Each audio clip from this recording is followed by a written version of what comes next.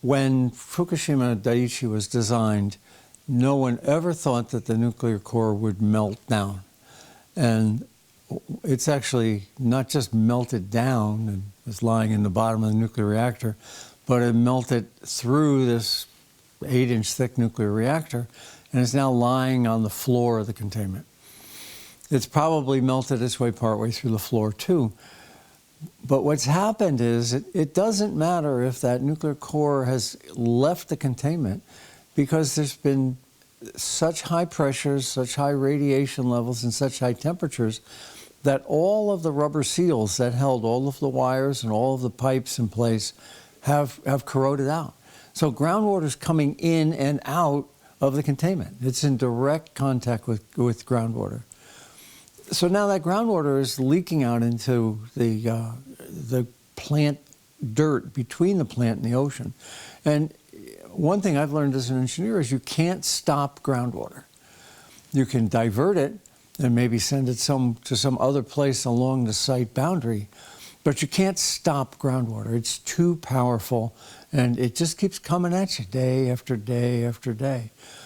So what's happened in Fukushima Daiichi is that the groundwater is moving toward the ocean, and there's nothing the Japanese have done to divert it and capture it to prevent it from contaminating the Pacific. When I went to school, there was this concept of dilution is the solution to pollution.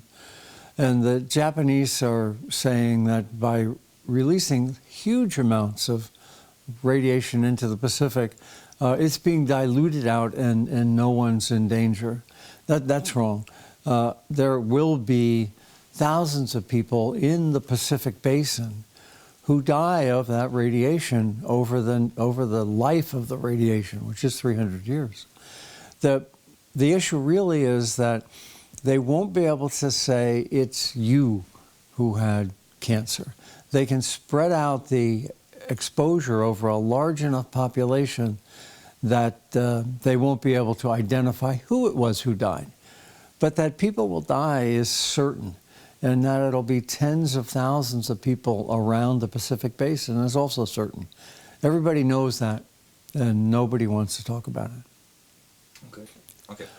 There were two competing technologies back in the 1960s, a pressurized water designed by Westinghouse and a boiling water designed by General Electric. And the General Electric design was identified in 1972 as not being strong enough. The containment at Fukushima Daiichi and the containment at 35 other nuclear plants that were already under construction was identified back in 1972 as not being robust.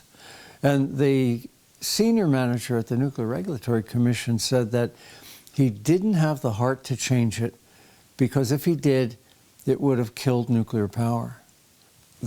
The design the Japanese used at Fukushima Daiichi was in fact forced on them by General Electric here in the United States. It was built in California, and it was designed in Manhattan.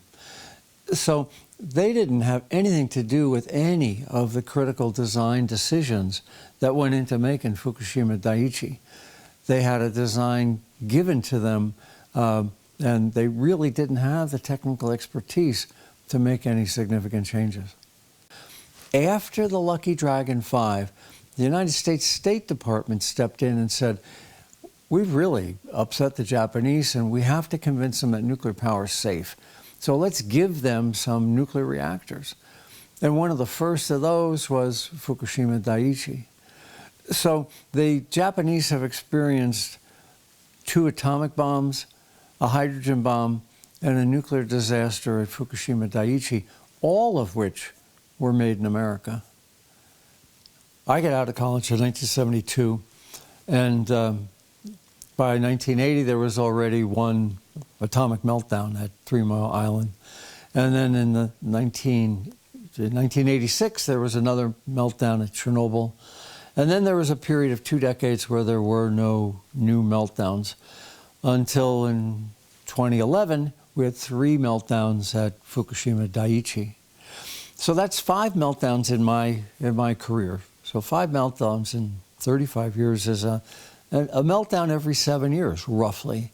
Or essentially once every decade, the world needs to recognize that there will be an atomic meltdown somewhere. It might be in France, it might be in Russia, it might be in the US.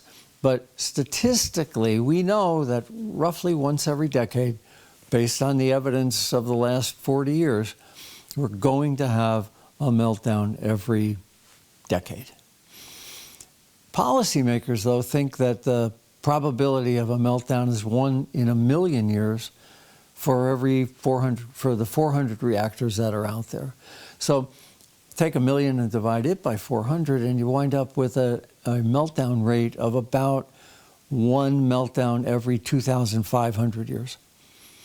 So history is telling us that we've got a meltdown every decade, and the policymakers in government and at the Nuclear Regulatory Commission are saying we'll have a meltdown every millennia. I think I would side with what I've seen with my own eyes. I think, history shows us we can expect a serious nuclear accident once every decade.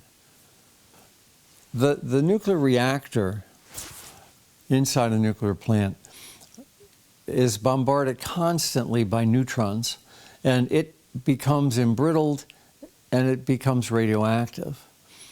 But that radioactivity lasts about 1,000 years.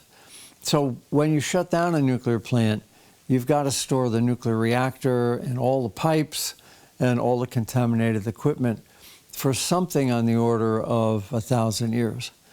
But the nuclear fuel contains different radioactive isotopes.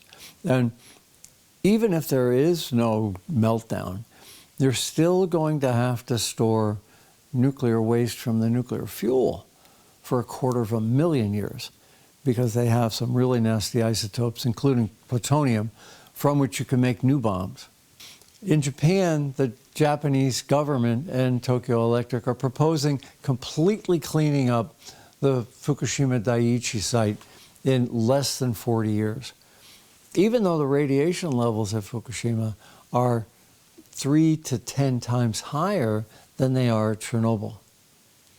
They're more than willing to overexpose young Japanese construction workers to very high levels of radiation in a public relations stunt to get rid of those nuclear power plants, because they really want the Japanese to think that the Fukushima Daiichi meltdown is something that's solvable. It's not solvable. It's not solvable in my lifetime, my kid's lifetime, or my grandkid's lifetime. This is a 100-year problem to clean up after a nuclear disaster. There's a thing called the well worker syndrome, and workers in highly paid industries get lots of good medical attention. So when a nuclear worker in a nuclear power plant gets ill from cancer, he gets much better attention than the average person in society, because he's got great benefits. So the statistics for nuclear workers in operating plants show some increase in cancer deaths, but really not enough to be statistically meaningful. What the TEPCO workers have done in order to stay on the job is to cover their radiation dosimeters with lead so that they don't read the accurate amounts of radiation. That allows them to work longer and make more overtime to pay a good salary to their families. In a population of 1 million people, you have less than 10 normally who would get thyroid cancer. Well, in a population of 1 million people in Japan, it's 50 times higher.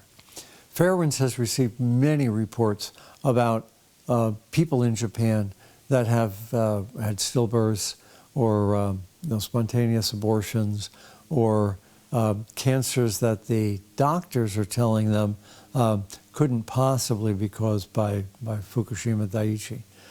But in fact, the evidence is becoming more and more overwhelming that these cancers and these stillbirths and the reduction in the fertility rate in Japan is directly attributable to Fukushima Daiichi. So there's an enormous amount of pressure on the medical establishment in Japan to distort the public record to make sure that the records don't show that the real cause of this was a Fukushima-related cancer. But if I use Wing's data and Yablokov's data and Badashevsky's data, I come to the conclusion that in Japan, we're going to see something on the order of between 100,000 and 1 million cancers as a direct result of the Fukushima Daiichi disaster.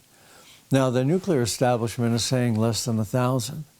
So clearly there's been an effort over my entire professional career to downplay the significance of these nuclear disasters and to minimize the fact that people are going to die, and people have already died and will continue to die in the future.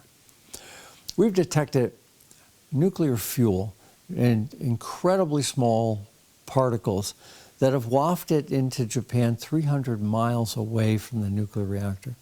We picked them up in vacuum cleaner bags.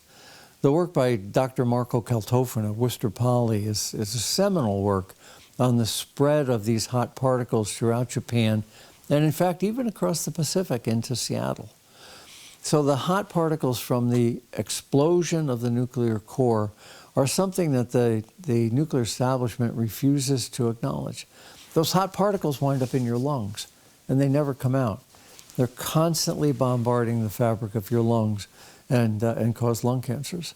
Some of them wind up in your liver and cause liver cancer. So this epidemic of cancers that we'll see in Japan are likely to begin to occur between 10 and 30 years out. Well, by that point, it's a little too late because the Japanese are being encouraged to build new nuclear plants to start the ones up that are presently shut down. The problem with a nuclear accident is that the fatalities don't happen immediately, so no one has a causal link between the fact that people did die and that those deaths are directly attributable to the nuclear accident. The scientific establishment has known since about 5 days after the disaster at Fukushima Daiichi that significant quantities of radiation were reaching America. There was a study out of a university in Texas that identified that the air over Seattle had 400,000 times more radioactive xenon and krypton than it should have in the middle of March. So we knew as scientists and engineers that these exposures were going up, but they never told the population. Same thing with radiation being detected on a pier in California 5 days after the nuclear accident. Scientists waited to write research papers and publish them in journals rather than warn the population. Now, there have been some courageous scientists who've measured and published the data quicker. Hat tip here to Dr. Marco Kaltofen at Worcester Poly, who identified hot particles in Seattle in April of 2011. So scientists have been aware that America has received significant amounts of radiation, particularly the West Coast, as far north as Vancouver and as far south as Portland, Oregon, but even further south into California. And now we're at the second wave.